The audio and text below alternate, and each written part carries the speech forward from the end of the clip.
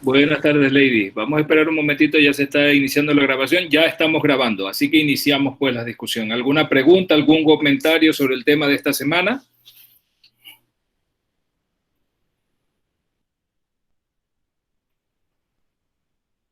A ver, que los quiero escuchar. Recuerden que lo más importante es lo que ustedes tengan que decir, lo que las dudas que tengan, los comentarios que puedan hacer, que hay de nuevo sobre lo que leyeron.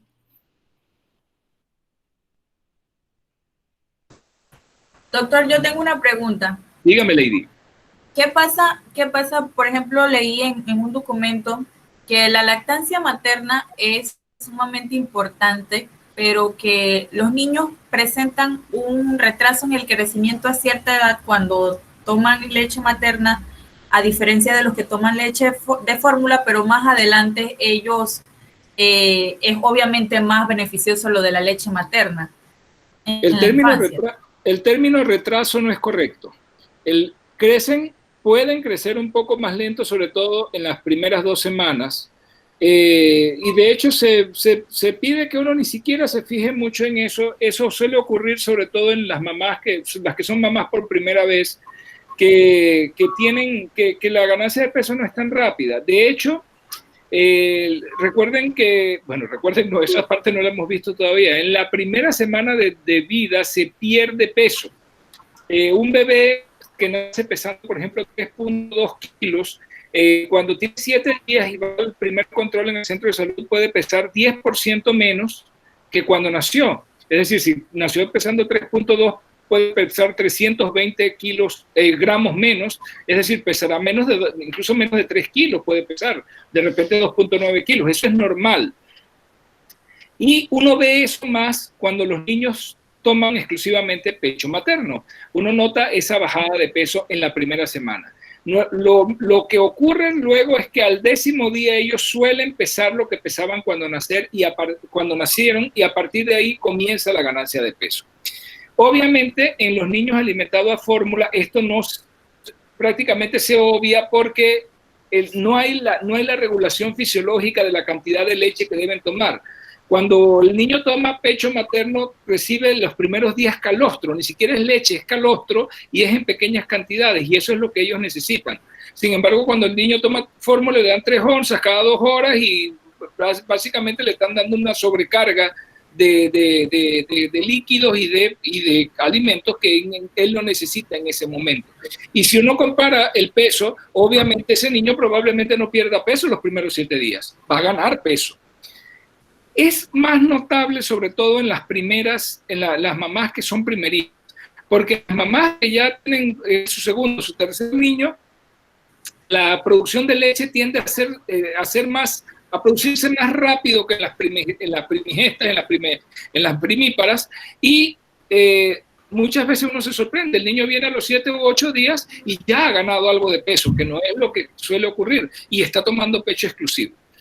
De ahí en adelante se habla de que hay por eso le digo, no un retraso en el crecimiento, sino una diferencia entre el peso del niño alimentado a la fórmula y el niño alimentado al pecho. Eso no es tan así.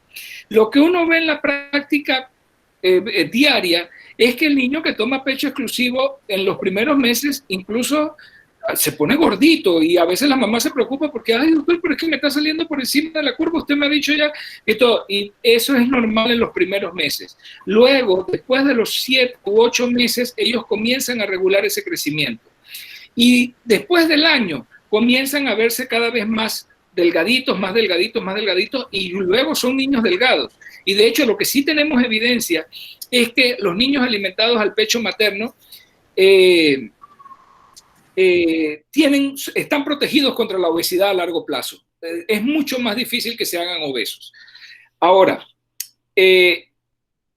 lo que uno sí ve es que poblacionalmente, y era lo que les mencioné en el artículo en la clase, cuando les hablaba de por qué usar un patrón prescriptivo y no el patrón descriptivo que teníamos antes, que era el de los Estados Unidos, es porque poblacionalmente, cuando hay alto porcentaje de niños que toman fórmula, esa población tiende a tener más peso.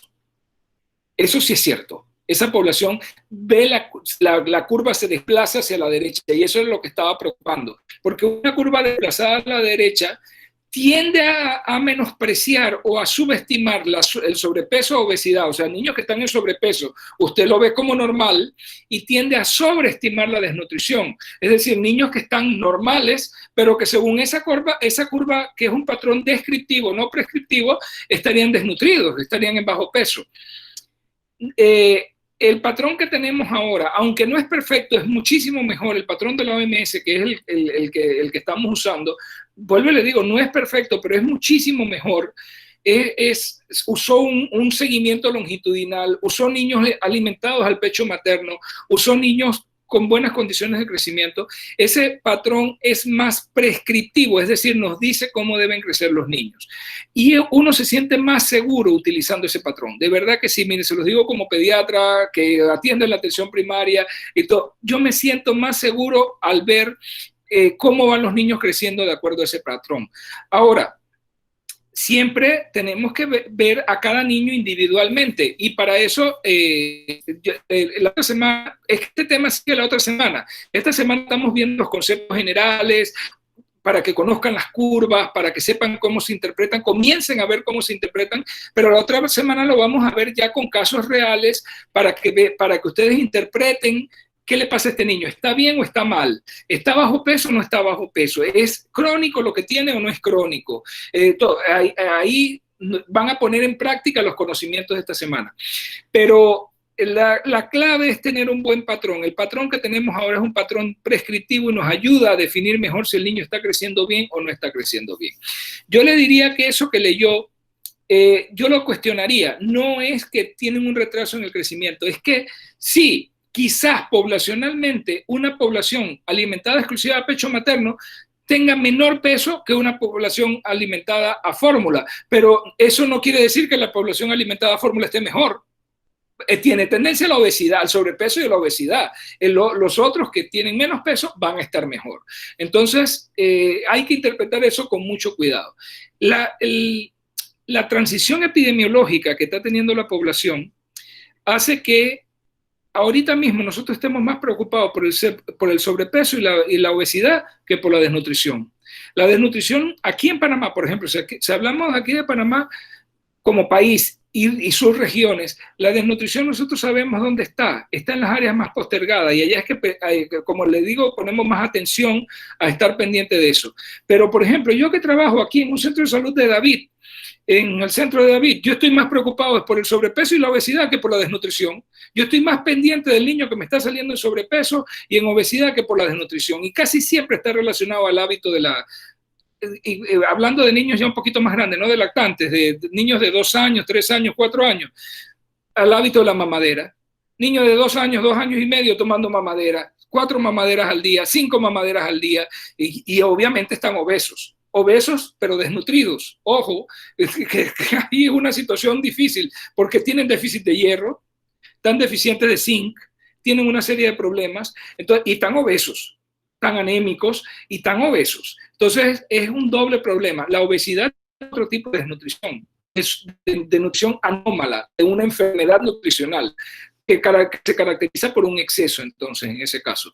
Así que hay que tener mucho cuidado. Sí es cierto que los niños que toman fórmula tienden a ganar más peso después de cierto tiempo, pero eso no es nada beneficioso, eso es a la larga perjudicial, y es lo que está llevando al aumento del sobrepeso y la obesidad en pediatría, que es un problema serio actualmente. Gracias, doctor. A mí me gustaría preguntarle sobre lo de los percentiles, que usted sí. en la bioclase en biología que se acercamos al percentil 90, y esto yo no lo comprendí muy bien. ¿Usted cree que podría hablar de eso? Claro. Ok. Hay 2 maneras de interpretar las gráficas. Las estadísticas relacionadas a cualquier distribución poblacional. Aquí la distribución poblacional estamos viendo peso para la edad, talla para la edad, peso para la talla, ¿no? Cuando uno tiene una distribución de valores en un estudio, en una base de datos, uno tiene una distribución de valores. Hay 2 formas de analizar desde el punto de vista de medidas de posición central esa distribución de valores. Una es analizarla por promedio, usando la medida de posición central promedio aritmético. Usted toma todos los valores, los suma, los divide entre la cantidad de valores y saca un promedio. El promedio es la medida de posición central que toma en cuenta todos los valores de manera aritmética. Y a eso usted le calcula más una desviación estándar, menos eso tiene su fórmula. Yo no sé, ¿ustedes dieron esta bioestadística cuándo? ¿En qué semestre? Creo que en segundo año. En segundo año. Bueno, segundo esta año. es estadística. Más una desviación estándar, menos una desviación estándar. Más dos desviaciones estándar, menos dos desviaciones estándar. Y más tres desviaciones estándar y menos tres desviaciones estándar. Entonces, eso uno lo grafica, lo puede graficar. Lo puede dejar en tablas. Una tabla de promedio, más una desviación estándar, más dos, más tres, menos una, menos dos y menos tres. Y tiene una tabla, pero sería una tabla grandísima, difícil de manejar. La manera más fácil es tomar esa distribución en tabla y pasarla a una gráfica. Entonces uno tiene una gráfica que va por edad, peso para la edad, o peso para la talla, o talla para la edad, donde tiene el promedio, que es la línea central, tiene una gráfica paralela abajo que es menos una desviación estándar, otra menos dos desviaciones estándar, menos tres desviaciones estándar, y arriba, hacia arriba hay más una, más dos y más tres desviaciones estándar. Entonces tiene 7 curvas, ¿ok? Y hemos decidido, por convención, haciendo los estudios para ver qué va bien y qué va mal, que lo que está por debajo por arriba de menos 2 desviaciones estándar, o sea, de menos 2 desviaciones, de menos 2 desviaciones estándar hacia arriba, todo está bien, es normal. Entre menos 2 desviaciones estándar y menos 3, hablando de peso, estaríamos en bajo peso. Hablando de talla, estaríamos en talla baja. ¿Ok? Y por debajo de menos 3 desviaciones estándar, estaríamos en bajo peso severo o grave y talla baja, en el caso de talla baja grave, severa o grave. ¿Ok? Si hablamos de peso para la talla, estaría demasiado, o índice de masa corporal por debajo de menos 2, demasiado, y por debajo de menos 3, demasiado grave. Ese es el cuadrito que les compartí, donde los pone rojo, amarillo, verde, de acuerdo a cómo les sale en la gráfica. Esa es la que usamos aquí en Panamá. Aquí en Panamá usamos eso, desviaciones promedio, más o menos, desviaciones estándar. Así están en nuestras guías, eso es lo que nosotros usamos, así están en nuestras normas. Pero en países como Estados Unidos y algunos otros países les gusta más los percentiles, no las desviaciones estándar.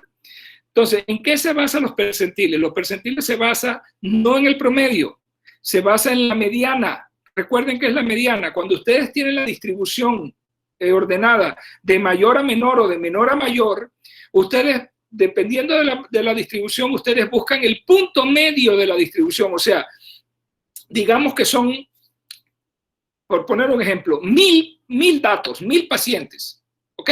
1000 valores. ¿Cuál será la mediana? La mediana son 500 para abajo, 500 para arriba. O sea, no hay un punto medio, sino que 500 es entre 500, de 500 para abajo hay la mitad y de 501 para arriba es la mitad. Entonces, el valor de la mediana será el promedio entre el valor del número 500 y el número 501. O sea, el valor que tengan esas dos posiciones, yo le hago el promedio y esa va a ser la mediana. Es la posición central de la distribución. Entonces, la mediana se llama así porque tiene el 50% de los valores por arriba y el 50% de los valores por debajo. Por eso son percentiles de por ciento. El 50% por arriba y el 50% por debajo. Por lo tanto, la mediana es el percentil 50. Si yo hablo del percentil 75, yo digo que el 25% de la distribución está por arriba y el 75% está por debajo. Si hablo del percentil 90, ¿qué quiere decir? Que solamente el 10% de la población está por arriba y el 90% está por debajo. Y si hablo del percentil 93, quiere decir que solamente hay 7% por arriba y 93% por debajo. Es como un ranking, es como como si usted estuviera haciendo un ranking. Pues entonces yo estoy en el ranking de los 90, yo estoy en el 90 y nada más hay 10 por arriba y 90 por abajo. A la larga es más difícil interpretar eso porque no me está diciendo nada. Cuando yo lo veo en desviaciones estándar, yo sí digo, oye, pero mira, este niño está ya en -2 desviaciones estándar, ya me preocupa. Pero si le dice, está en el percentil 10, ok, el percentil 10 es anormal. ¿Qué quiere decir el percentil 10? Que hay 90% por arriba y 10% por abajo, pero ¿eso está bien o está mal? Entonces, ¿qué hizo la MSK? Si usted es un país que trabaja con promedio y desviaciones estándar, yo le doy las herramientas para que trabaje con promedio y desviaciones estándar. Pero si usted quiere trabajar con percentiles, también le doy las herramientas para que trabaje con percentiles. Pero yo le puse ahí en la presentación una gráfica donde les decía que coincidía bastante bien la mediana con el promedio. Eran muy similares, entonces no hay tanta diferencia. Lo que había que definir entonces, qué valores de percentiles coincidían, por ejemplo, con -1 desviación estándar, con -2 desviaciones estándar, con -3 desviaciones estándar, con +1, +2 y +3. Y eso ahí fue donde estuvo la discusión. Y sí se encontraron valores. En Estados Unidos siguen trabajando con sus percentiles y, por ejemplo, ellos usan el percentil 85 hacia arriba. O sea, el 85 quiere decir que solamente el 15% está por arriba, el 85% está debajo. Ellos usan el percentil 85 en peso para la edad y en talla para la edad, en peso para la talla, perdón, para definir riesgo de sobrepeso. El percentil 85. Usan el percentil 90 para definir entonces ya sobrepeso. Y usan el percentil 97 para definir ya obesidad, que podría ser el 97 o el 99, de acuerdo a como les dije ahí. Pero no se enreden con eso. Ustedes tienen que aprenderse el que van a usar aquí en Panamá. Aquí en Panamá, ¿cuál usamos? Desviaciones estándar. Es mucho más sencillo de entender. Ya ustedes saben, está por arriba de -2, es normal. En peso para la edad. En talla para la edad está por arriba de -2, es normal. En peso para la talla o índice de masa corporal está por arriba de -2, es normal. Hacia arriba, cualquier valor en peso para la edad o talla para la edad por encima de +1, fíjense por qué, porque lo que les decía, nos preocupa más el sobrepeso que la desnutrición. Por arriba de +1 ya es riesgo de sobrepeso. Por arriba de +2 ya es sobrepeso. Y por arriba de +3 es obesidad. Entonces, estamos bajando la sensibilidad, como quien dice, nos estamos haciendo, o más bien aumentando la sensibilidad, bajando el umbral para detectar el sobrepeso, porque nos preocupa más en este momento el sobrepeso que la desnutrición. Aquí en las áreas urbanas, sobre todo, hay más problemas de niños con sobrepeso que niños con desnutrición. Y el sobrepeso a la larga es otro tipo de desnutrición, es una malnutrición que también tiene riesgos y que tiene toda una serie de problemas y que si es en los primeros 2 años de vida, en los primeros 1000 días va a programar ese metabolismo para la obesidad a largo plazo. Entonces, simple y sencillamente son 2 formas estadísticas de ver lo mismo.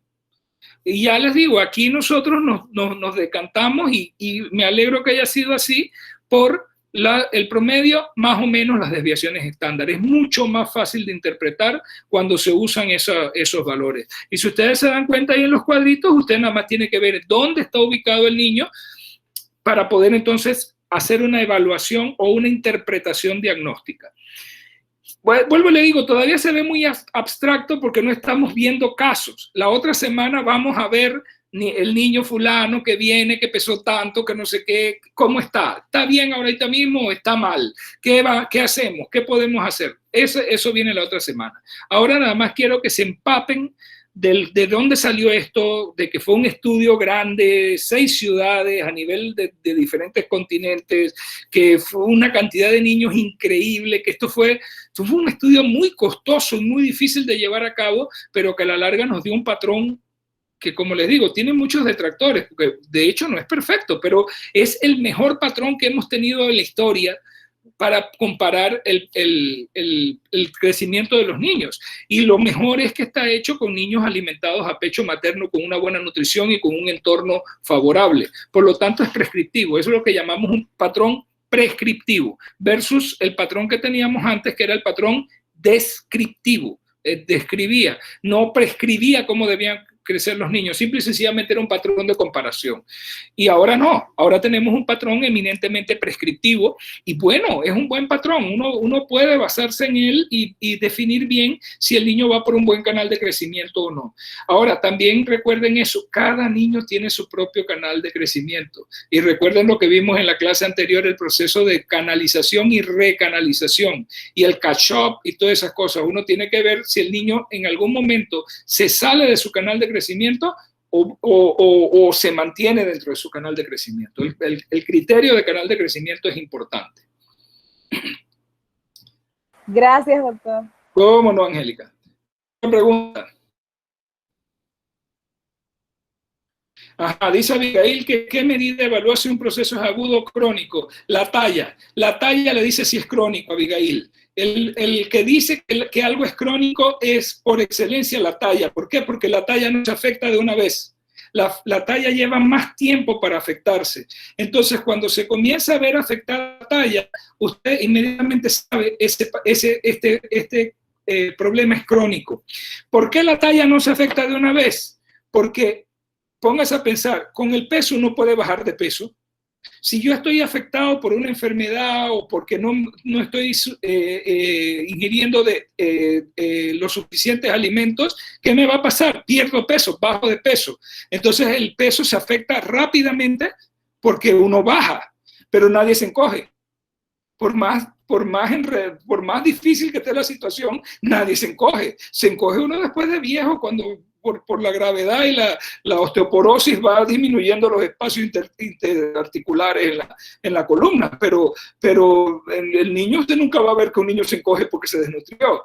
El niño lo que hace es que deja de ganar centímetros y eso le lleva algún tiempo que la afectación llegue a afectar la talla y deje de ganar centímetros. Por lo tanto, cuando ya se ve afectada la talla, usted sabe, esto es crónico, esto no lleva pocos días, esto no es de pocas semanas, esto lleva varios meses evolucionando. Por eso es que la talla es un buen indicador de si el problema es agudo o es crónico.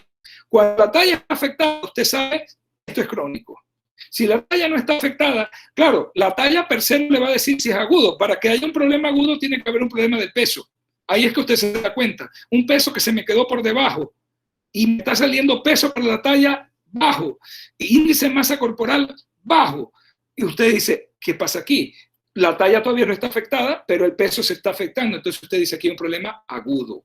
Y ahí es donde tenemos que actuar para recuperar a ese niño, para lograr el catch-up, es decir, la recanalización del crecimiento, sobre todo si eso es en los primeros 1000 días, antes de cumplir 2 años. Yo detecto un problema y yo actúo y resuelvo el problema o logro cambiar las circunstancias que están produciendo el problema, yo puedo hacer que el niño vuelva a crecer y vuelva a recanalizar.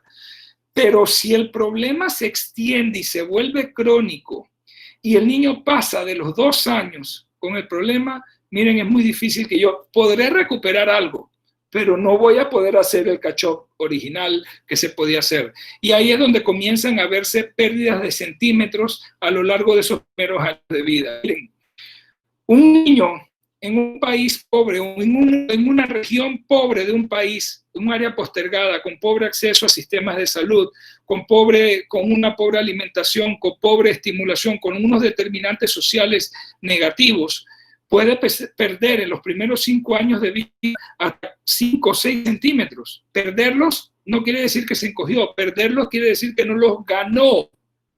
Y se va a quedar chiquito, por eso es lo que se llama el enanismo nutricional. Es decir, se queda chiquito por desnutrido crónico.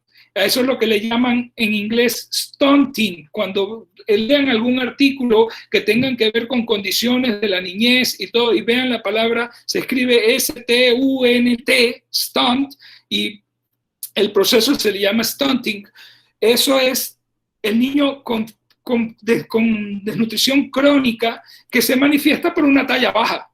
¿Ve? Es un niño que no va a alcanzar el potencial de crecimiento que tenía, porque hubo algo que lo afectó en los primeros años de vida y lo hizo perder centímetros que no ganó. Y como no actuamos a tiempo, nunca los va a ganar, ya se quedó ahí. Entonces hay que tener cuidado, porque si yo nada más evalúo el estado nutricional con el peso, el niño puede que me salga con peso bajo para la edad, pero es que él ya está con talla baja para la edad. No tengo que buscar entonces un peso adecuado a la edad en ese niño. Yo tengo que buscar un peso adecuado a la talla, porque él ya tiene que compensar una talla que está baja para su edad por la desnutrición crónica. Entonces eso era un error que se cometía antes de evaluar el estado nutricional de los niños nada más con el peso y querer llevar a los niños a un peso adecuado para la edad sin tomar en cuenta la talla. ¿Y qué hacíamos? Los engordábamos. Después de que estuvieron desnutridos, entonces los engordaban para que alcanzaran un peso que ya era adecuado a la edad, pero no era adecuado para la talla que tenían. Hay que tener cuidado con eso. Entonces, después de cierto tiempo, la recuperación nutricional tiene que verse, tenemos que emparejarles con el peso, no con la edad. Con la talla, no con la edad, porque ya si son niños que tenían con un problema crónico y la talla es baja, tenemos que adaptarlos entonces a un peso adecuado a su talla, no a su edad. Pero el indicador de cronicidad es la talla para la edad. Ese es el que le dice si el problema es crónico. Ajá, cuénteme. ¿Quién me preguntaba? Doctor, con respecto a eso, ¿la escala de Tanner se ve afectada también por efectos nutricionales o solamente genéticos? No, también un aspecto nutricional. Una niña o un niño desnutrido va a entrar tarde a la pubertad, generalmente, porque está desnutrido. Sí se afecta, sí se afecta. Eso es algo de lo que se puede afectar. Uh-huh. Afecta el desarrollo, también no afecta nada más la parte de crecimiento. Un niño que está desnutrido y que se afecta la talla y el peso, ¿cómo va a estar ese crecimiento cerebral? A la larga también se afecta el desarrollo. Recuerden el círculo vicioso de pobreza, falta de estimulación, falta de nutrición adecuada. Recuerden que el principal factor externo que determina el crecimiento y desarrollo es la nutrición. Entonces, se afecta el desarrollo integral también en estos niños. Doctor. Ajá. Habla Blexi. Una pregunta, ¿a partir de qué momento me puedo yo percatar o por lo menos sospechar de que un niño está teniendo problemas para no llegar como al estado crónico del cuadro? O sea, si por ejemplo, si un niño viene a consulta, por ejemplo, en un año 5 veces y le hacemos pues todo el peso, la talla y demás, de esas 5 visitas, ¿en cuántas tengo yo que ver una disminución del peso de la talla para yo saber que él está empezando a tener un problema? Desde la primera que vea que el niño se sale de su canal de crecimiento, es decir, que en vez de seguir la curva así, que va hacia arriba, de repente se le pone horizontal o se le baja. Ya un solo valor que se salga de lo esperado ya indica inmediatamente una señal de alerta. Claro, no es que usted va a mandar al niño para el hospital a menos que tenga datos de desnutrición grave, que cuando le venga, eso lo vamos a ver en la próxima semana, ya tenga signos de desnutrición grave. La desnutrición grave hay que referirla urgentemente al hospital. Pero si no tiene, pero con el hecho de que usted haya detectado en una medición que el niño se mantuvo horizontal, o sea, se salió de su canal de crecimiento o bajó, inmediatamente ya usted sabe aquí hay un problema. ¿Cuál es el problema? Pues vamos a tratar de investigar. ¿Es un problema orgánico? ¿Es que está enfermo de algo? ¿O es que no está comiendo? Ojo, no todos los niños que se quedan es porque no están comiendo. Pueden estar enfermos de algo. Pueden tener alguna enfermedad congénita o algo, pero ya usted sabe que hay un problema, usted detectó un problema. Si le es difícil detectarlo, si es difícil identificarlo, que a veces va a ser difícil, refiere al paciente al pediatra para que el pediatra lo evalúe. Pero ya usted hizo lo que tenía que hacer, detectó el problema, un solo valor que se salga de la curva de crecimiento normal, del canal normal de crecimiento, ya es una señal de alarma, usted tiene que actuar inmediatamente. Cuando no hace uno eso, el niño comienza a arrastrar ese problema y después cuando tratamos de actuar es demasiado tarde. ¿Ve? Entonces, un solo valor que se salga de lo esperado ya es suficiente para que usted tome acción. Entonces, de ahí la importancia del seguimiento longitudinal de los niños, ¿no? De tener todos esos valores y ver cuál es la curva de crecimiento normal, el canal de crecimiento normal que tiene ese niño o esa niña. Muchas gracias, doctor. Oh. Alguien preguntó acá por el chat. Dice que cuando un niño está desnutrido, ¿cómo se hace para que vuelva el peso de un niño normal? Lo hacen poco a poco. Es que eso depende, Suriani. Eso se pregunta Suriani. Eso depende, Suriani. Depende de cuál es la causa. Si la causa es simple y sencillamente nutricional, nos apoyamos con la nutricionista o el nutricionista del centro de salud, que ojalá lo tengamos para que nos ayude y ver por qué este niño no está recibiendo los alimentos que debe, la nutrición que debe, y ayudarla a buscar a esa mamá para que dé la mejor alimentación posible con los recursos que ella tiene en la comunidad. Pero eso es si la falla en el crecimiento tiene que ver con la parte nutricional. Pero ¿y qué pasa si lo que ocurre es que el niño tiene alguna enfermedad o algo? Entonces tenemos que atacar la enfermedad. A veces no lo vamos a saber, entonces refiérale a ese niño al pediatra para que el pediatra busque. Si usted no encuentra la causa, refiere al niño al pediatra, y la causa de referencia es falla en el crecimiento, se me está manteniendo se me salió del canal de crecimiento o se me ha mantenido por debajo del canal de crecimiento y no encuentro por qué, refiéralo al pediatra. Entonces, lo importante es detectar oportunamente que algo está pasando. Miren, algo yo creo que se los expliqué en la clase, pero se los vuelvo a reafirmar. Cuando nosotros pesamos, tallamos y hacemos estas gráficas, estamos vigilando el crecimiento.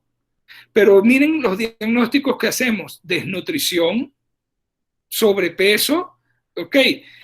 Estamos infiriendo a partir del crecimiento un estado nutricional. La evaluación nutricional, ya deben haber visto eso con el doctor Rolando Caballero, es mucho más allá de ver un peso y una talla. Para realmente ver si alguien está desnutrido, yo tengo que ver muchas cosas más. Pero como ese tipo de cosas no las veo en la red primaria porque no tengo tantos recursos, la manera más fácil de estimar el estado nutricional de un niño o una niña es viendo su canal de crecimiento. Si el niño o la niña están creciendo bien, tanto en peso como en talla, como índice de masa corporal, dentro de su canal de crecimiento, usted inmediatamente infiere, ese niño está bien nutrido, si no, no estaría creciendo de esa manera. Pero si el niño le comienza a salir del canal de crecimiento, ya sea hacia abajo, pero también hacia arriba, porque cuando el niño se me pone en sobrepeso o obesidad, yo también tengo que buscar cuál es la causa. No es nada más decir que está obeso, sino ¿y por qué está obeso? ¿Ok? ¿Es por exceso de alimentos? ¿O es porque no tiene suficiente actividad física? ¿O qué es lo que ocurre? También hay que hacer un trabajo diagnóstico ahí. Entonces, recuerde, a partir del crecimiento estamos infiriendo una evaluación nutricional.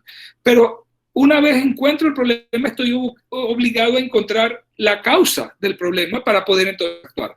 Obviamente, si el problema es nutricional, generalmente no lo manejo solo, lo manejo en conjunto con nutrición. Vemos a ver qué es lo que está ocurriendo en ese hogar, por qué no tienen acceso a nutrición adecuada. El Ministerio de Salud tiene un programa de alimentación complementaria, se le da una crema nutricional a base de cereales a la mamá para que complemente la alimentación que le da el niño y mejore el crecimiento, cuando la causa es eminentemente nutricional. Pero y si no es así, pues tenemos que ir un poquito más allá, buscar qué es lo que está pasando, qué es lo que tiene este niño, y si no lo encontramos, porque no, ustedes como médicos de atención primaria no tienen por qué tener todo ese conocimiento de ver qué es lo que está ocurriendo, refieren al pediatra. El pediatra sí está obligado a buscar qué es lo que está ocurriendo y por qué ese niño no está creciendo adecuadamente. Y muchas veces se va a tener que apoyar incluso en subespecialistas para ver qué es realmente lo que ocurre y poder abordar entonces el caso de ese niño. Pero sí, aquí la clave es detectar oportunamente, como decía Blexi, ¿Cuándo me preocupo por un niño que se me está saliendo del canal de crecimiento? Desde el primer valor que se sale del canal de crecimiento. Inmediatamente me preocupo, aquí algo pasa. No está bien, no es normal y tengo que investigar qué es lo que está ocurriendo y comenzar a intervenir. Todavía no hemos visto esa parte de intervenir, porque eso lo vamos a ver en cada grupo de edad. Acuérdense que aquí estamos viendo las cosas en general, muy en general. Las intervenciones dependen del grupo de edad en el que yo estoy. Por ejemplo, si es un lactante, espérese, ¿usted le está dando pecho o no le está, o le está dando fórmula? Y si le está dando fórmula, ¿qué fórmula le está dando?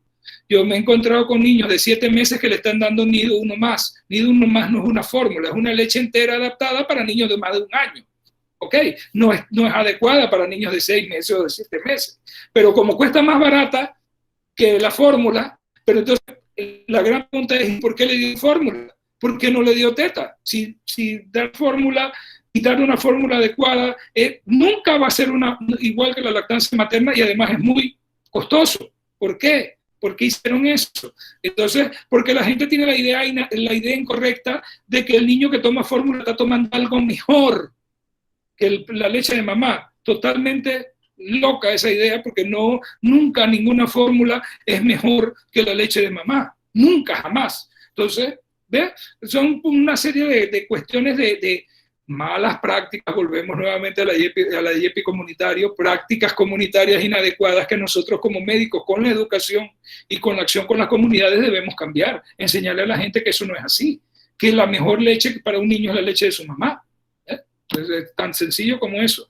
Entonces, es multifactorial, o sea, uno tiene que investigar qué es lo que está pasando.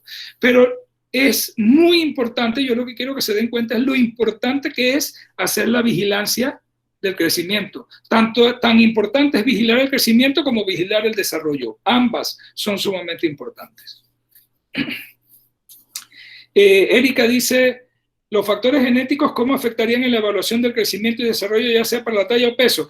Bueno, Erika, si el niño tiene genética para ser chiquito, usted lo puede predecir por la talla diana genética. Mida al papá, mida a la mamá y vea para ver. Si son chiquitos, obviamente el niño va a ser chiquito.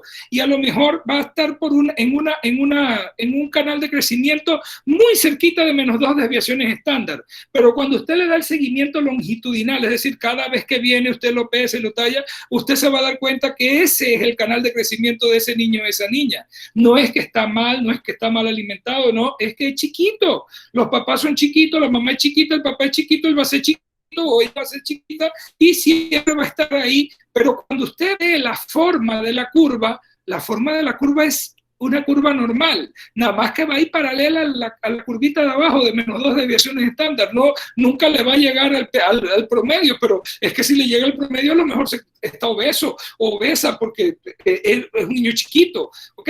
Entonces, ¿qué le dice a usted si las cosas están bien o están mal? El seguimiento longitudinal y usar las curvas. Cuando usted usa las curvas, usted se da cuenta si vamos bien o vamos mal. Si no las usa, pues quedamos en nada. Como usted sepa un peso en un determinado momento, usted no sabe qué pasó antes. Entonces, ¿cómo usted puede ser que le salga dentro del rango normal en ese momento? Y usted lo único que puede decir, bueno, en este momento está en el rango normal, pero ¿usted sabe si eso está bien o está mal? No, porque usted no sabe cuál ha sido el comportamiento previo de ese peso, de esa talla y nada. De ahí la importancia del seguimiento longitudinal, de tener la curva, no un punto nada más. Dice Biodelis que ¿por qué la menarquia afecta al crecimiento de las niñas? Porque se cierran los platillos de crecimiento. El estrógeno cierra los platillos de crecimiento. Entonces, cuando la chica menstrua, la menstruación implica ya maduración a nivel de los ovarios, la producción de estrógeno, progesterona. Entonces, casi siempre, 1 año y medio, 2 años después de la primera menstruación, ya la niña, la adolescente crece más por efecto de los estrógenos. Como los varones no tenemos estrógenos, sino testosterona, y la testosterona no cierra los platillos de crecimiento, los varones seguimos creciendo hasta los 19, 20 años, sin problema. Claro, no a la misma velocidad que se crece entre los 10 y los 12, o los 12 y los 14, pero sí se sigue creciendo poquito a poquito, y la mayoría de los varones siguen creciendo hasta los 18, 19, algunos hasta los 20 años, todavía entre los 19 y los 20 años crecen 1 centímetro, 1.5 centímetros más. Las niñas no. Las niñas 1 año y medio después, 1 año y medio a 2 años después de la menarquia, hasta ahí. ¿Por qué? Porque los estrógenos cierran los platillos de crecimiento. Es una acción hormonal. Es una acción hormonal. Dice Alison que si tengo un niño obeso y la mamá es obesa, también ¿cómo lo abordo? La primera que tiene que bajar de peso es la mamá. Porque lo que hay ahí es eso se conoce como ambiente obesogénico. La familia es obesa. Eso se lo voy a explicar después la otra semana, que creo que me va a dar chance de ponerle la clase de obesidad. Pero el problema que tenemos con los niños obesos es que usted le da recomendaciones a la familia para que cambie hábitos, pero claro, enfocados en el niño porque usted está atendiendo al niño. Pero ¿qué pasa? Y eso, mire, se lo digo como experiencia propia, como médico que ha manejado un niño y como pediatra. Usted le dice, no, mire, no me le dé soda, no me le dé jugos y todo, porque el niño está muy... Pero claro, usted está viendo en ese momento a ese niño que fue el que le trajeron y todo. Pero ¿qué pasa? Que los otros 2 hermanos, o la hermana y el hermano también están obesos. El papá y la mamá obesos. Entonces, como usted dijo que no le den soda y jugos al niño, no le dan soda y jugo al niño, pero todos los demás toman soda y jugo. Eso es maltrato infantil. O sea, usted sabe lo que es sentarse a una mesa y a usted le dan su purecito de verduras y que la carnita hecha de toda la cuestión, pero mis hermanos están comiendo pollo del Kentucky y están tomando sodón. Y yo no puedo comer, y yo soy el chiquito de la casa y a mí no me dan la soda y no me dan pollito del que me gusta ni papita, a mí me tienen comiendo esto aquí y todo. No, cuando uno da recomendaciones nutricionales a la familia, es a la familia. Si no, el ambiente obesogénico no se rompe. ¿Y qué creen ustedes que va a pasar con ese niño después de algún tiempo? Vuelve el niño y come de nuevo, sí, pobrecito, él está viendo, y eso es a lo que él está acostumbrado. Entonces, cuando uno tiene que tomar acciones nutricionales con un niño porque tiene obesidad, las acciones nutricionales no se toman con el niño, se toman con la familia. Y si el niño tiene que hacer ejercicio, la familia tiene que hacer ejercicio, no el niño. Hay que poner al niño a caminar, sí, nos vamos todos a caminar con el niño, pero que nosotros no fuimos lo que va, no, vaya a caminar también, caramba. ¿Ven por qué es importante todo lo que vimos al principio del semestre, el abordaje comunitario y familiar? Usted no puede abordar al niño si no aborda a la familia. Y normalmente un niño obeso es porque viene de un ambiente obesogénico, la familia es obesa. Entonces tiene que cambiar toda la dinámica, son prácticas familiares que tienen que cambiar, y si no se hace eso, por eso es que a veces con estos niños requerimos no solamente el manejo conjunto con nutrición, sino que tenemos que inclusive recurrir a psicología para que me ayuden a la familia a tratar con el problema, porque la familia tiende a no ver el problema. No, aquí todos somos gorditos, Dios mío, tienen obesidad morbosa todos, y todos somos gorditos. Entonces es difícil manejar la situación así, ¿no? Dice Angélica, ¿cómo se hace con esas madres que durante todo el embarazo no tomaron ácido fólico, vitaminas y minerales y no llevaron adecuada? ¿Cómo se rescata al niño al nacer? Bueno, lo mejor que se puede hacer con ese niño es darle lactancia materna, aunque la mamá no haya tomado las cosas. El ácido fólico no es importante durante el embarazo, el ácido fólico es importante antes del embarazo, no durante el embarazo, porque si lo que yo quiero prevenir es los trastornos de cierre del tubo neural, acuérdense cuándo se cierra el tubo neural. El tubo neural se cierra cuando la mamá todavía ni sabe que está embarazada. O sea que el ácido fólico es antes del embarazo. Toda mujer en edad fértil debe estar tomando ácido fólico. Para que y recuerden lo que les decía de la poricultura preconcepcional. En la consulta preconcepcional debo entonces prescribirle a la mujer, comienza a tomar ácido fólico si no lo estabas tomando. Porque eso actúa antes del embarazo. Y si la mamá lleva una buena nutrición durante el embarazo, vitaminas no necesita tampoco, lo que necesita es comer bien. El problema yo le diría que no es tanto que no tome vitaminas y esas cosas, el problema le diría yo es un mal control prenatal, un mal control de las condiciones de ese embarazo y todo. Pero aún así, cualquier cosa desde el punto de vista nutricional puede mejorar con la lactancia materna. La lactancia materna mejora muchas cosas. El problema es las bajas tasas de lactancia materna que tenemos en nuestro país a nivel nacional. Alexa dice, si los padres no cuentan con los recursos para poder cumplir con todas las necesidades que deben cumplirse para que un niño pueda salir de esa desnutrición y mantenerse, ¿qué ocurriría? ¿Se le internaría en el hospital para un monitoreo? No, al hospital los mandamos cuando es desnutrición grave, que tiene indicación para hospitalización. Si no tiene indicación para hospitalización, el hospital no es un sitio para recuperación nutricional, el hospital es peligroso. En el hospital hay infecciones nosocomiales, hay todo otro montón de cosas. El hospital no es un sitio para recuperación nutricional. Eso se ha discutido mucho. Debe haber centros de recuperación nutricional, sobre todo en las áreas donde hay más desnutrición, pero miren dónde digo, en las áreas donde hay más desnutrición debe haber centros comunitarios de recuperación nutricional, no donde internalicemos a los niños, sino donde los niños van y que además deben servir como CAIPI, como centro de atención integral a la primera infancia, para estimulación del desarrollo y todas esas cosas.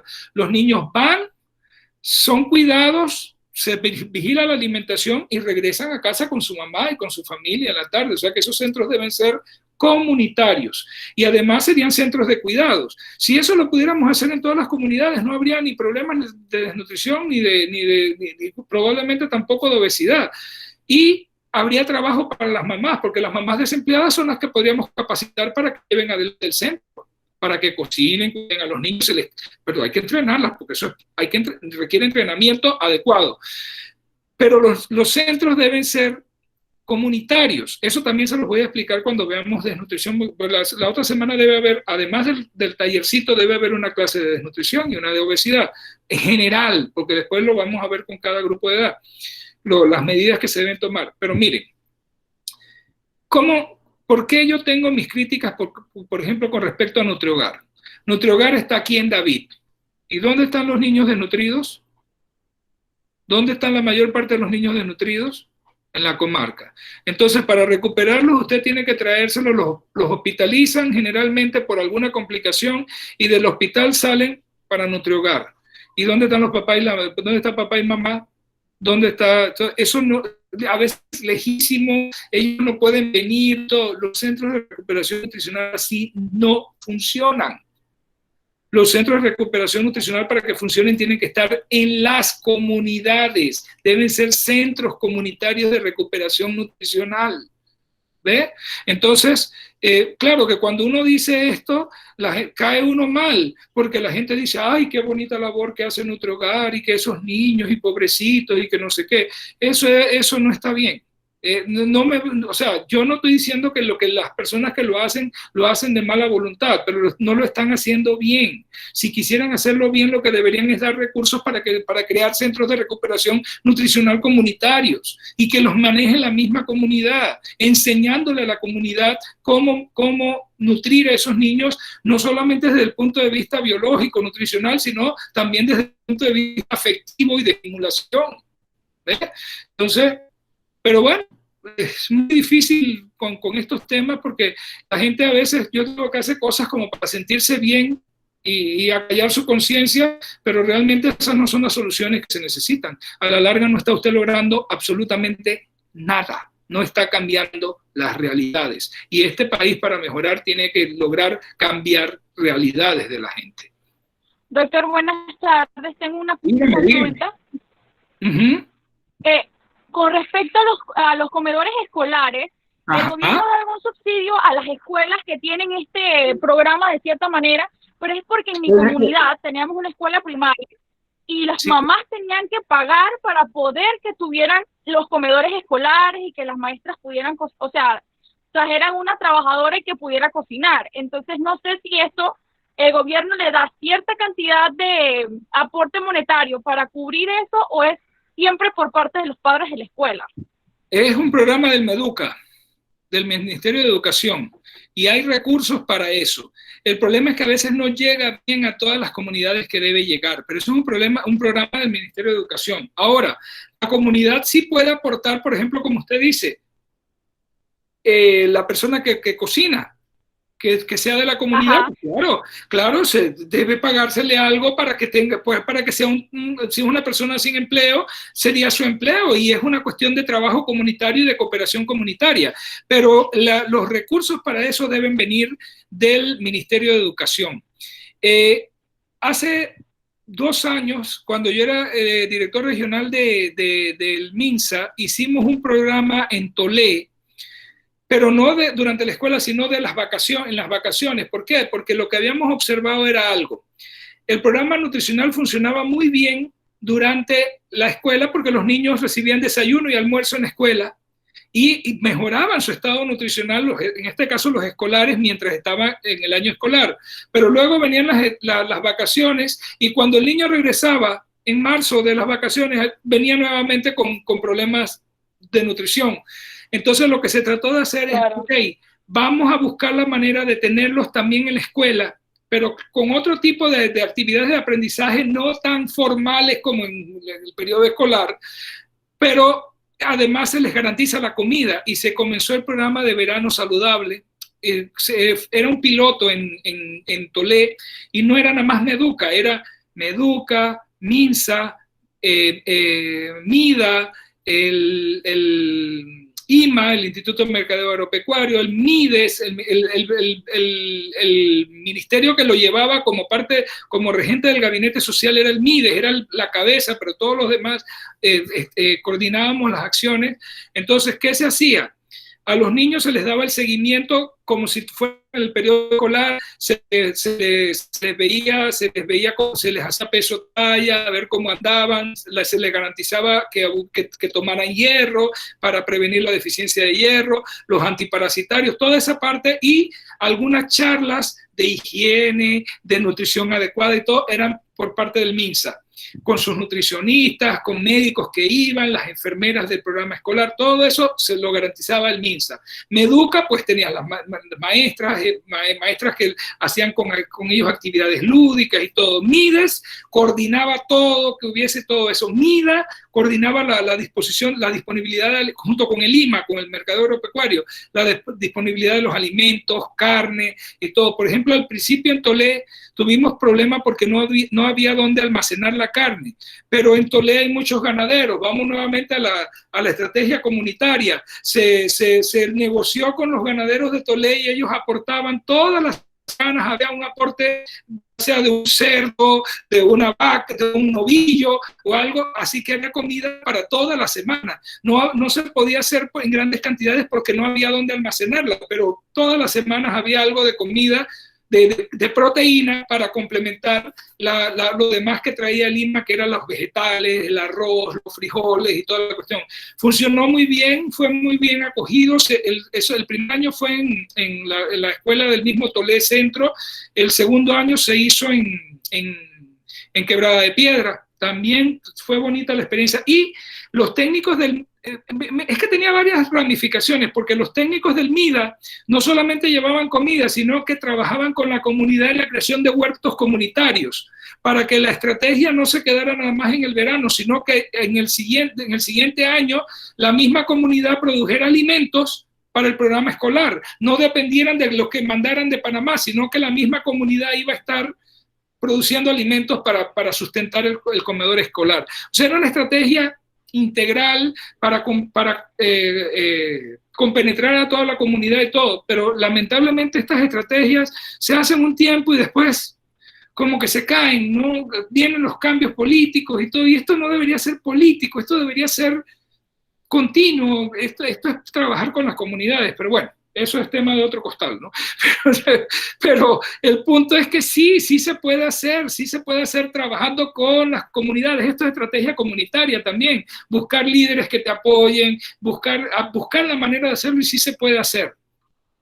Dice Ana que en la comarca existía antes el NutriHogar, sí, pero había en pocos lugares y ya yo creo que ya ni existen. En Canquintú había un centro que era bueno y funcionaba así como yo les digo, los niños iban en el día y se regresaban a sus casas, ellos nada más se quedaban con los niños que eran de muy lejos y el personal que trabajaba ahí era el personal de la comarca, entrenado, capacitado para manejar el centro, pero pues bueno, ya les digo, esto requiere replantear muchas cosas, ¿no? Sí, el FESE ayuda en eso, pero no es nada más del FESE, hay un presupuesto para las escuelas, hay un presupuesto que es para programa nutricional, específicamente para eso. Las escuelas también cuentan con una partida llamada FESE y con eso se compra. Sí, el director puede en determinado momento usar el FESE para fortalecer la estrategia de la alimentación de la escuela, pero no puede usar solamente el FESE para eso. Él tiene que usar el FESE para mantenimiento de la escuela, para otro montón de cosas. Por eso tiene un presupuesto aparte, ¿no?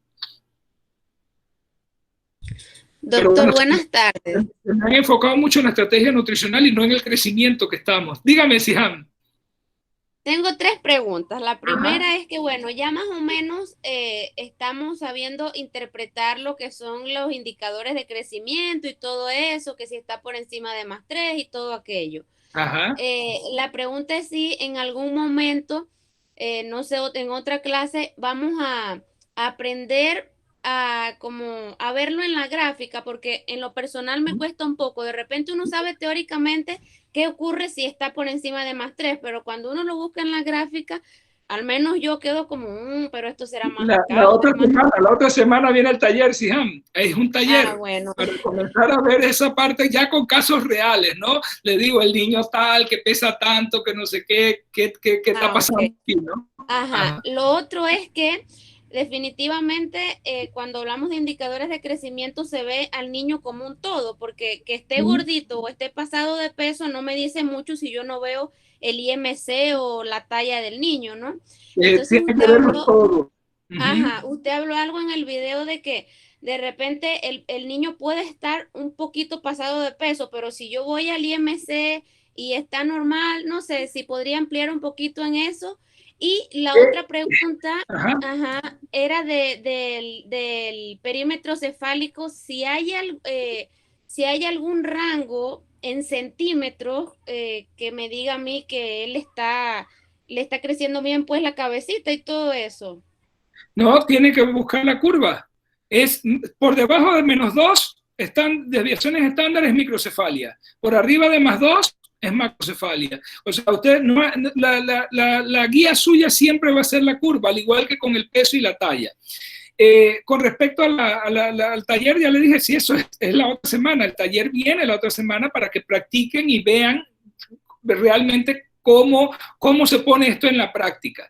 Y la otra, ¿cuál fue la del medio? La segunda, ¿qué fue lo que me dijo? La de que usted hablaba del IMC y el peso, que puede ser que el niño esté pasado de peso, pero yo tengo que revisar también el IMC. ¿Qué relación tiene eso? Usted tiene que ver, usted misma lo dijo, usted no se puede basar en una sola curva para hacer el diagnóstico. Usted tiene que ver la curva de peso para la edad, de talla para la edad, y de peso para la talla, y ver el canal de crecimiento del niño. ¿Por qué? Porque a veces hay niños que están en +2 o cerquita de +2, que en teoría eso es riesgo de sobrepeso. ¿Ok? Por arriba de +1 y debajo de +2 en peso para la edad es riesgo de sobrepeso. Pero cuando usted ve la talla para la edad, ¿qué resulta? Y usted ve a los papás también. Papá mide 1,88, mamá mide 1,77, 1,78, son una mamá grande, papá grande. Este niño va a ser alto. Entonces, cuando usted ve la talla está quizás un poquito por arriba de +2. Cuando usted ve el índice de masa corporal, este niño está bien, tiene un índice de masa corporal normal. Quizás un poquito por arriba del promedio o en el promedio. Entonces, ok, usted individualiza su evaluación para ese niño, aunque la guía le diga que es sobrepeso, ese peso para esa edad, usted sabe, ya está viendo a papá, ya está viendo a mamá, usted sabe que son grandes, usted sabe que ese niño va a ser grande, usted individualiza su evaluación y usted dice, bueno, ok, si es cierto que me sale en el peso para la edad que tiene riesgo, pero este niño no tiene ningún riesgo, él se ve bien y cuando le busco el índice de masa corporal está bien. Vámonos al contrario, un niño que está ahí pegadito a -2 desviaciones estándar, pero pegadito a -2 desviaciones estándar de peso, que ya por debajo de -2 desviaciones estándar es bajo peso. Pero usted ve que cada vez que usted lo traen, la curva va bien, nada más que ahí pegadita. Y la talla igualito, también chiquito ahí. Pero usted ve a la mamá mide 1,50. Y el papá, si acaso, llegará a 1,60.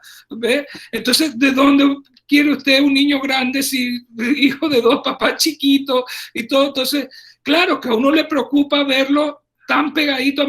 Lo que hago es que le doy seguimiento más estricto, pero si él sigue ese canal y sigue por ahí, y el peso y la talla siguen por ahí, y el índice de masa corporal es adecuado, pues yo me preocuparé y estaré pendiente, pero por el momento yo tengo que decir que ese niño está normal, no tiene realmente un problema de peso, pero eso lo puedo decir, Siham, si yo estoy dando el seguimiento longitudinal. Si yo veo un solo punto, me lo trajeron hoy y veo ese peso ahí pegadito de la menos de 2 desviaciones estándar, yo digo, uy, este niño está casi que en desnutrición. Pero eso es lo malo de ver un solo punto y de no conocer cómo venía creciendo ese niño, de no conocer el canal de crecimiento de ese niño. Por eso es que es vital no tener un solo punto, sino tener varios puntos para ver cuál es el canal de crecimiento y si el niño se está manteniendo adecuadamente dentro de su canal de crecimiento. ¿Quién nos define el canal de crecimiento? Es visual, es ver la curva. Si el niño se mantiene siguiendo la curva, hace una curva paralela a alguna de las curvas que están en la gráfica, yo sé que vamos bien. Si se me baja, ya hay problema. Si se me sube, también hay problema. Mire, un niño de repente le puede venir a usted con la gráfica peso para la edad normal, en el promedio. Pero si ese niño venía por debajo de -1 desviaciones estándar, y entre -1 y -2, y ahora está en el promedio, se le subió. Algo está pasando, algo no está bien, se está subiendo. ¿Por qué se subió? Pero usted no se va a dar cuenta a menos que usted conozca los pesos anteriores, el seguimiento longitudinal. ¿Por qué? Porque si usted nada más ve ese punto en ese momento, usted dice, ese niño está bien, está bien, está en el promedio, peso por la edad, promedio, excelente, está bien. Y no se da cuenta que se le subió casi que 2 canales de crecimiento, porque estaba por debajo de -1. Entonces, no es el peso o la talla o el índice de masa corporal individual en un momento, es el seguimiento que podamos hacer de ese niño y poder interpretar todos esos indicadores para poder entonces uno hacer una aproximación a un diagnóstico apropiado. Entonces, la importancia, para lo que me sirve su pregunta es para reafirmar la importancia de hacer un seguimiento del peso, de la talla. O sea, por eso se le llama vigilancia. No a como estábamos acostumbrados que hay, para ver cómo está el peso de hoy, la talla de hoy. No, es un seguimiento longitudinal de ese niño para ver entonces si tiene problemas o no tiene problemas. Gracias, doctor. ¿Cómo no? Dice, entonces, ¿cómo se detectan aquellos niños en los cuales no se tiene que...? Bueno, es un problema, dice Suriani, que si nada más tengo el peso de hoy, ¿qué hago? Bueno, trabajo con el peso de hoy y me quedo con eso, aunque yo sé que voy a tener dificultades porque no conozco la historia anterior. De hecho, en el taller les voy a poner varios casos así, donde le doy un peso, una talla, ustedes calculan un índice de masa corporal y dicen lo que está pasando hoy. Pero eso les asegura que las cosas están bien. Ustedes no tienen idea, ustedes nada más pueden decir cómo está hoy, pero no pueden hacer una interpretación real del crecimiento de ese niño porque le faltan los demás valores.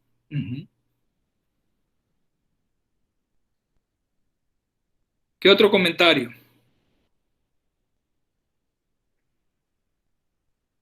Ustedes se dan cuenta de lo importante de medir y tallar y pesar a los niños, estar pendiente de eso es sumamente importante para garantizar un crecimiento y desarrollo integral sano. Hay que estar pendiente, eso se vigila, al igual que el desarrollo, se vigila el crecimiento, se vigila el desarrollo. Y cuando las cosas se salen, recuerden que ustedes lo estamos formando como médicos de atención primaria, cuando las cosas se salen de su canal, de lo que debería ser, inmediatamente ustedes tienen el recurso del pediatra, refieran a ese niño al pediatra, que el pediatra se rompa la cabeza viendo a ver qué es lo que pasó, pero ustedes ya, lo que necesitamos que hagan ustedes es la detección oportuna, rápida, se den cuenta que hay algo no está bien, algo está mal, algo está yendo mal, y este niño lo tengo que referir al pediatra, y si es grave, pues lo tengo que referir al hospital de una vez para que le den la atención oportuna, ¿no? Por eso ustedes se dan cuenta que hay clasificación, es el semáforo, ¿no? Es rojo cuando es grave y hay que ir para el hospital de una vez. Amarillo cuando tengo que hacer algo y referir al pediatra para que el pediatra haga una evaluación más completa. Y verde es el que va bien, que ustedes le van a seguir haciendo la vigilancia porque ese va bien, no tiene ningún problema, es de bajo riesgo. A ver, ¿qué otra duda?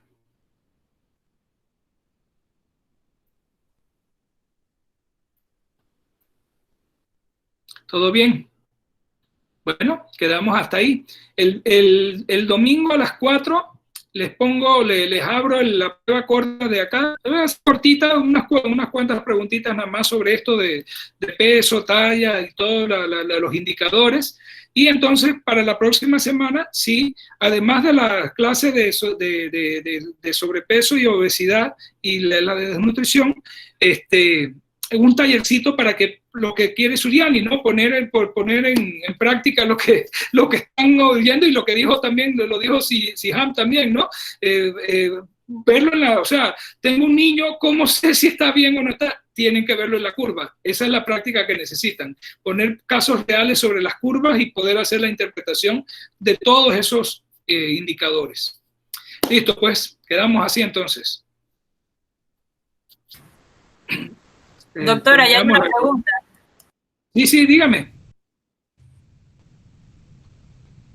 Yelisa mandó una pregunta, doctora. Ah, no lo había visto acá, ya la acabo de ver, sí.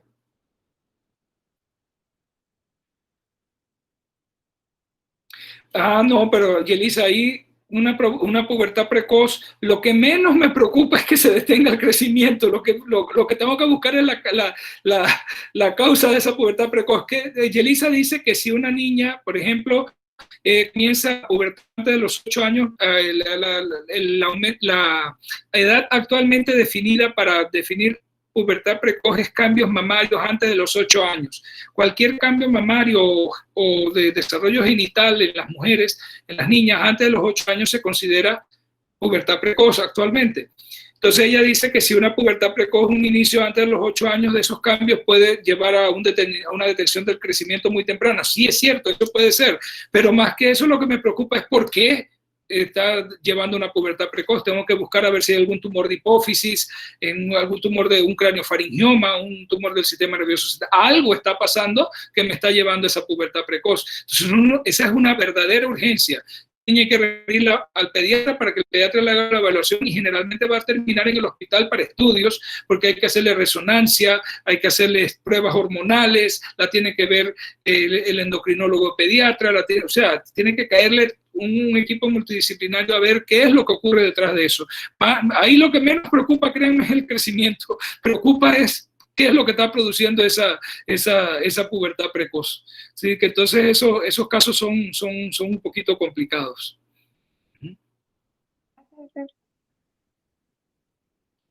Listo. Bueno, nos vemos, muchachos, pues. Buenas noches, doctor. Gracias. Buenas noches, doctor. Buenas noches.